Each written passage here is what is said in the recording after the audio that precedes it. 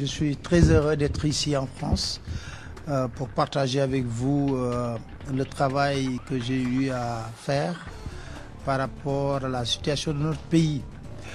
Ce travail concerne principalement les questions de bonne gouvernance dans notre pays. Et le livre est intitulé « Scandale au cœur de la République, le dossier du coude ». Je rappelle que nous sommes dans un état de droit et ce n'est pas la première fois que j'ai un procès. J'ai déjà eu un procès avec Abdoulaye Sylla que j'ai remporté. Ce n'est pas la première fois, donc ce n'est pas ça qui m'ébranle à la limite. Je ne voulais même pas réagir par rapport à cela, mais je tiens tout simplement à faire remarquer à tous les Sénégalais que le livre porte sur un rapport. Et le rapport a été produit par l'OFNAC. Et ce serait très intéressant. Et on a l'opportunité aujourd'hui de discuter du rapport. Le procureur nous parlait d'un rapport qui ressemble à un fromage gruyère. Et c'est désolant de voir le président de la République le 31 décembre 2019 décrédibiliser une institution, l'OFNAC. Je rappelle juste aux Sénégalais une chose qui est très importante. Avant l'OFNAC, c'est la Commission nationale de lutte contre la corruption et la concussion qui existait. Et quand on a créé l'OFNAC, le président de la République, devant les inspecteurs généraux d'État, a dit, d'ailleurs, je vous préviens, l'OFNAC aura même la possibilité de déposer ses rapports directement chez le procureur. Ce que nous attendons, nous, Sénégalais, en matière de bonne gouvernance, les 25 rapports qui sont déposés par l'OFNAC jusqu'à présent, 2012 jusqu'à 2020, n'ont pas connu de suite. Le Sénégal, aujourd'hui, quand on a sorti l'indice de transparence, est toujours dans la zone rouge. Et pourtant, on a 7 à 8 organes de contrôle.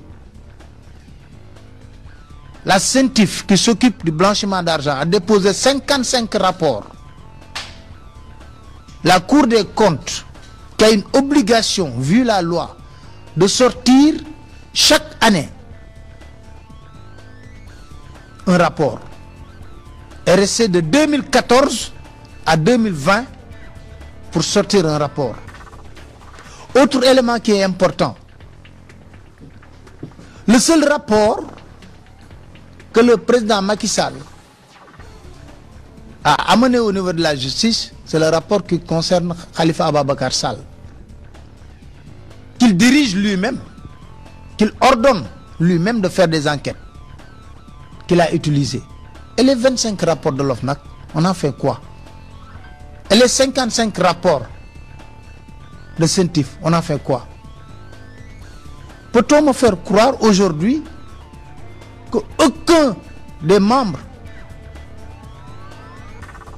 de la mouvance présidentielle n'a pas fait de malversation? Des choses, en tant que lui, maire de Ndioum, il a utilisé de l'essence, des prises en charge, du coude au profit de sa localité Ndioum. C'est pour cela qu'après audit, on l'a décelé et on l'a écrit noir sur blanc. Nafi Ngom Keïta a été très proche conseillère de Macky Sall, très lié. Je peux vous jurer sur le Saint-Coran que Nafi Ngom Keïta n'a pas encore reçu le livre. On ne s'est pas encore vu. Il n'est même pas venu à la cérémonie de dédicace. N'oubliez pas que les 12 membres de l'OFNAC ont été nommés par décret par le président de la République, le président Macky Sall. Par décret. C'est des inspecteurs, des commissaires, des auditeurs. Et le salaire de 2 millions, c'est le salaire que perçoivent tous les membres de l'OFNAC. Vous imaginez des personnes qui travaillent de 2012 jusqu'en 2020, chaque année, ils perçoivent des salaires de 2 300 000 et poussières, déposent des rapports sans suite. Quand on me dit que je n'ai pas cité Cheikh Oumar, je n'ai pas besoin de citer Cheikh Oumar. Quand tu dis le DG du coude, c'est très clair. Pour la première fois dans l'histoire politique du Sénégal, on voit un dossier de justice jugé en première instance 3 mois après, jugé en appel, même pas un an, on a bouclé le dossier. Et ce qui me fait rire dans cette affaire, excusez-moi, c'est quand même après l'élection présidentielle, on a interpellé le président de la République en lui disant « Oui, monsieur le président de la République, maintenant il faut gracier Khalifa Ababacar Sall ». Il dit « Non, je ne peux pas le gracier parce qu'il y a un rabat d'arrêt ». Or, le Conseil constitutionnel a rejeté la candidature de Khalifa Ababacar Sall pour dire qu'il y a un jugement définitif. Mais c'est le président de la République en premier qui pousse les directeurs à voler. Je l'assume ce que je dis, parce que c'est lui, en réunion de secrétariat exécutif de l'APR, qui dit un directeur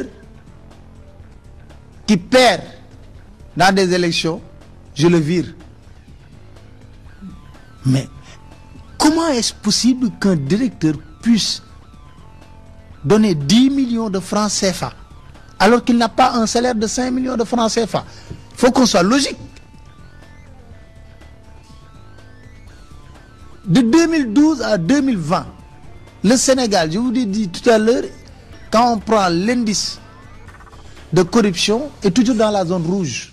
La dernière fois, j'ai discuté avec un ami qui est inspecteur général d'État. Il me dit, il y a des rapports. Ce que les gens font, c'est très simple. Le rapport est là, le président le met sur la table. Tu dis, hey, toi tu es un adversaire. Tu viens rallier, où le rapport est au niveau de la justice.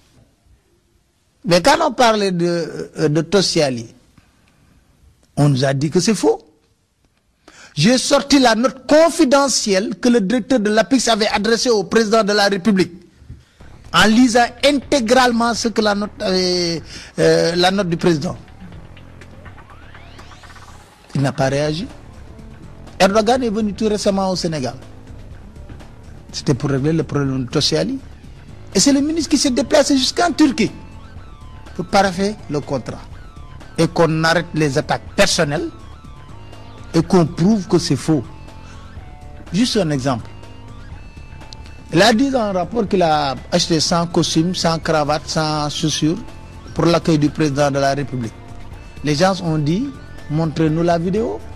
On a regardé toute la vidéo de la cérémonie. On n'a pas vu 100 costumes, ni 100 cravates, ni 100 costumes. Vous allez voir même qu'il y a une partie où on l'a épinglé et qu'il a retourné de l'argent. Qu'il a retourné de l'argent lors de son voyage aux États-Unis. J'aurais bien aimé, le jour du procès, qu'il soit là. Je vais révéler une chose. Le jour du procès, s'il est courageux, qu'on ne me dise pas qu'il est ministre, chaque année, il y a au moins mort d'homme au niveau de l'université. Chaque année, il y a des problèmes pour des bourses. Vous allez lire dans ce livre comment le président Macky Sall suppliait Nafi Ngom Keïta de ne pas sortir son rapport d'activité parce que ces hommes ont été épinglés. Vous verrez dans ce livre les postes prestigieux que le président Macky Sall a proposé à Nafi Ngom Keïta. Vice-président de CAO, ambassadeur, ministre de la gouvernance. Il y a un ami inspecteur qui est dans le service des renseignements qui m'a dit la dernière fois, on avait réussi à enterrer ce dossier. Tu nous poses encore un autre problème en remettant ce dossier sur la table. Mais c'est scandaleux que quelqu'un puisse être épinglé par un rapport et qu'on entend de manière évasive un procureur vous dire que ouais, c'est un fromage gruyère, il y a beaucoup plus de trous que de fromage. Parce que les policiers ne sont pas plus intéressants que nous, je suis désolé. Mais prenez nos politiciens, à chaque fois ils sont sur nos plateaux de télévision. Des fois vous avez pitié d'eux parce qu'ils ne sont pas plus intelligents que nous. Loin de là, au contraire, on a assisté à tous les moments de faiblesse. Je connais tous les leaders politiques au Sénégal. J'ai assisté à tous leurs moments de faiblesse. Mon soutien envers eux a été constant. Que ceux qui sont au pouvoir aujourd'hui, que ceux qui sont dans l'opposition. Je fréquente tout le monde. Personne ne peut me manipuler. Je le dis haut et fort, personne ne peut me manipuler. Quand j'ai sorti tout récemment, ce que GECO a gagné en 6 mois sur l'exploitation du zircon à Diogo. En 1 an, ce qu'il prévoyait de gagner, il l'a gagné en 6 mois. Et quand j'ai sorti le document, pour dire qu'au même moment, on est en train de prendre les champs de Diogo. Au même moment, les jeunes de Diogo sont dans le chômage. Le combat contre Abdoulaye Sylla, c'est quelqu'un qui a gagné un marché de 150 milliards, qu'on n'a connu nulle part. Qui gagne un marché de 150 milliards pour l'assainissement de Diamniadio. Je ne dirais pas qu'on est des adversaires ni des ennemis. Parce que, honnêtement, pour dire vrai, je n'ai pas de relations exécrables avec le président Macky Sall. xel mu dal laa nekk xamal lan moo ma ñor téere bi du ay waxu avocat wu Cheikh Oumar Anne ak waxi Cheikh Oumar Anne ak ay avocat loolu ñoruma sama téere bi scandale au cœur de la République le dossier du COUD man moo ma ñor El Hadj Diouf bu ko neexee moom ci niñ ko yaree ci jikkoom ak ni mu mel mën naa toog saaga wax lu ko neex.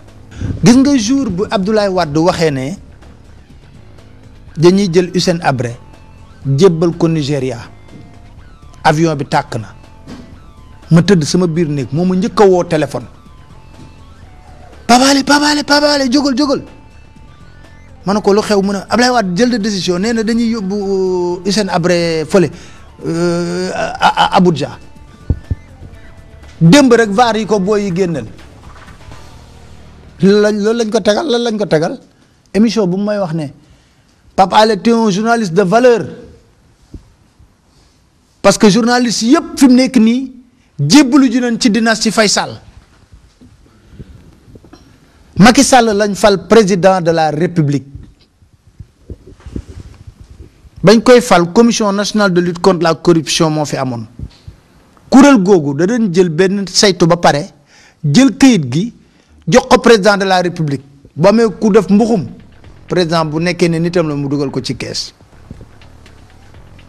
Macky Sall ñëw président de la République ñaman nag OFNAC lay créé office national de lutte contre la corruption et la concussion d'ailleurs ba mu koy wax mu ne d'ailleurs d'accord lii je cite d'ailleurs OFNAC am na possibilité jébbal ay rapport sax procureur mu dem rencontre ak ay nit ñu nekk ay nitam yu nekk APR na naa leen yëgal lenn nag CREI yi génne naa ko pour ñee la waaye OFNAC nag pour ñun la waaw OFNAC def 20 rapport ak juróom ñu teg ko ci kaw table procureur boo ko laajee mu soofandil ne li ñuy wax ne yëpp dara amu ci mais Seynabou Ndiaye Diakhaté procureur mënu ko raw Seynabou Ndiaye Diakhaté dañuy fàtte ne doyen des juges d'instruction la woon dañuy fàtte ne Seynabou Ndiaye Diakhaté bi jiite ni OFNAC moo placé sous mandat de dépôt Idrissa Seck dañoo fekkee nag maanaam dañoo fekkee Seynabou Ndiaye Diakhaté moo placé sous mandat de dépôt Idrissa Seck xam nga bés ba procureur waxee xam nga lan la ko wax dafa na ko boo taloon lijjanti 20 dossier ak juróom yi la tal doo tal di wax ci dossier COUD lijjantil loolu ba pare te du yow yaa ñuy jàngal suñu métier xam nañ nuñ koy defee Macky Sall xanaa comme ba muy falu man au service de Macky Sall laa nekkoon Macky Sall moo la gën a xam président Macky Sall na kenn mënu maa manipuler moom moo la ko gën a xam Sénégal mi ngi bokk ci ndarde yi ci wàllu xeex guerre kon day jaadu ñu jóg taxaw ne nag lépp tuuru OFNAC duñ ko fi teg fii di fay ay nit chaque année chaque mois 2 millions et poussière mais loolu àq la sax ak riba xam nga Ali Niane président union des magistrats du Sénégal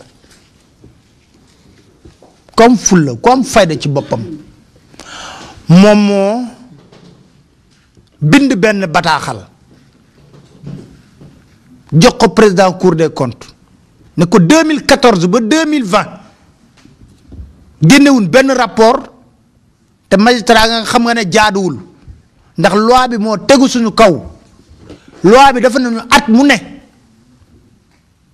war nañoo génne rapport wax alalu réew mi nan la ko nit ñi yoree ñi nga xam ne ñoom lañ dékk ndombay tànk nañ ma liggéeyal nguur jox ma of nag nañ ma liggéeyal nguur jox ma of nag na ma léegi of nag jox nañ ko sa loxo léegi diriger of nag plan de carrière ngeen ñaanal ma am sama groupe de presse bopp loolu laay ñaan yàlla